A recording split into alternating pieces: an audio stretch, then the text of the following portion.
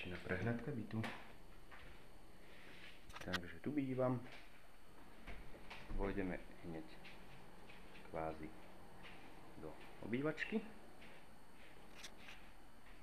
kde máme takýto veľký gauč, takže sa tu zmestíme kompletne všetci, aj s návštevami. Chalani dosť perú, robia v bankách, musia chodiť v košielkach. Tu sú v podstate ich izby, jedna, druhá.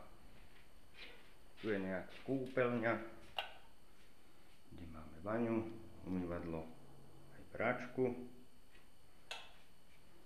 Tu je vecko, to asi netreba. Takže tu máme kuchynku.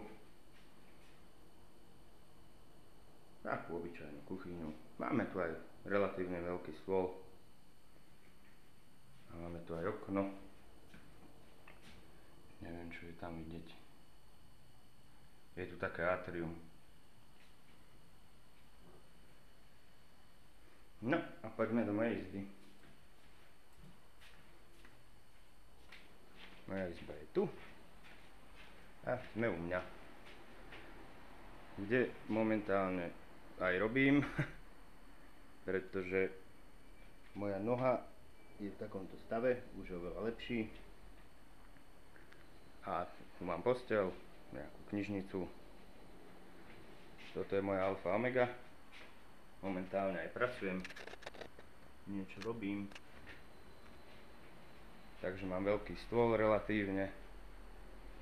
Takto to tu u mňa vyzerá. Tu mám skriňu. A tu mám dokonca balkón. Tu ešte nemám síce nič, ale chcem si sem dať dole kvetináče mám. Len som ich ešte nestihol presťahovať. No a takýto nejaký môj výhľad. V podstate sa pozerám smerom k Dunaju. A tam niekde medzi tými stromami je trhovisko Miletičova.